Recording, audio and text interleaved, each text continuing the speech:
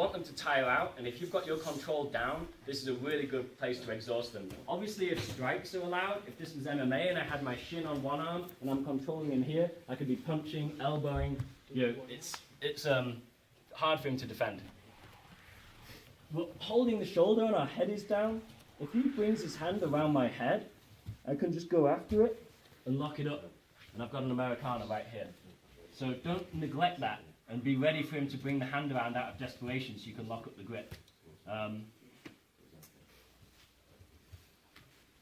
The only time the hand goes to the back of the head, Mark was asking, like, is it here when it goes to the back of the head? Is it here when it goes to the back of the head? He knew it was such an important detail, he just couldn't remember quite when. It's only in extreme circumstances of T-Rexing, very tight T-Rexing. I'm here, I grab the elbow, I shift through, and the hand comes up. This allows me safely to create some space and come under.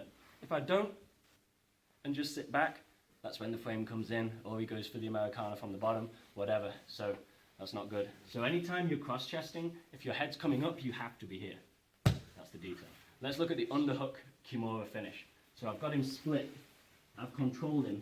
I want to go for the finish. This is what I do. Reach back, grab it, lift it, switch it, block it, step it, hold it, switch it, grab it, lift it. Okay. Got it? Yep. So, we're here. Boom.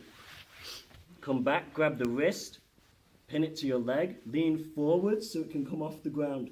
Switch your leg all the way under. It should touch your knee. Here. Now hold his head in place, just hand on the ground's enough. Straighten your leg out through his arm and step over, knee on the ground. If his head lifts up at this point, my foot can tuck under his neck and I could even cross ankles. This is not a requirement, and it is a little bit worse because if he tries to throw me off, I'm a little bit more connected. I might not be able to spread my legs out for base. So I like to just have them uncrossed so they can kind of float and move if they need. He's still trapped here, feet pinching together. If his head stays glued to the ground, that's also fine. He's still done.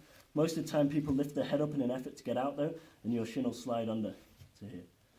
Okay, on this side, turn this way please. My elbow wants to be away from his hip. The reason being is, by having this here, it prevents him from grabbing his own belt or gi. Now if he does turn his leg in, he's very clever, but this will prevent most people from grabbing. I'm now going to switch the hugs. I come under, turning my hand the other way, flaring it out, and I can even use my chin on his arm while I pull this free, grabbing with the thumb around his wrist, and overlap here, no thumb, or thumb. I prefer no thumb on here, it's a little bit personal. I want his arm at 90. Most common mistake is people put their elbow on the ground, and that's almost straightening his arm. It's now a little bit harder to Kimura him. So keep your own elbow on his hip if that's what it takes to keep his arm at 90 degrees. This is a pivot point.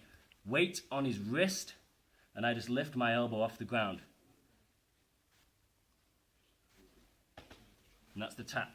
Most common mistake for the finish is people want to pick this up, but I'm leaning on it, trying to pick it up and turn it. It's not going to work. It's a lot of effort. So I pin this and I lift. If he's very flexible, when I max out to here, imagine that I've maxed out like this, I would then push it back and just lay down, and now his arm's fully inverted. So there's no way you can be too flexible for this technique to work. Initially though, all you'll have to do is this and lift. And that's the tap. Okay. One more time.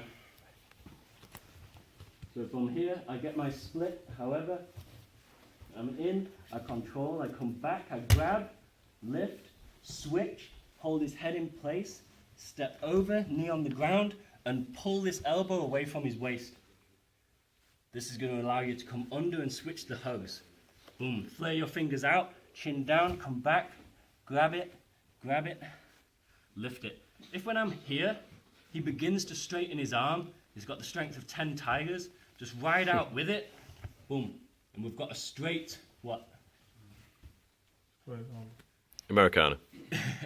You want to say straight Americana because that's how we learnt it first, but it came from the Kimura, so you could even call it a straight Kimura. If he kept turning, now he's in the Americana danger, I would switch the hug again and go. If he straightens it now, Keep bending. And switch the hug again. So it's always in danger. If he straightens his arm and bends it the other way, you're still not out. Just follow it until it goes straight and then the other way. You'll have to switch your hugs between the Americana and the Kimura though. And for the Americana finish, you might even have to spread your legs out to get better leverage on the finish. Is there any chance of doing like a reverse triangle? Yes, but not from that position. You're not going to be able to easily finish anyone. Mark's asking about the triangle finish because you've got the arm and the head. To be honest, it's so much higher percentage going for the arm. If they roll you off and you end up underneath, sometimes as a last Hail Mary, because your legs are there, you can lock it up and go for the triangle from underneath, but you never want to really get to that position. Squeezing from on top is primarily a control for control reasons. To get the choke from on top is very, very difficult. Any more questions? All right, let's do it. Nice and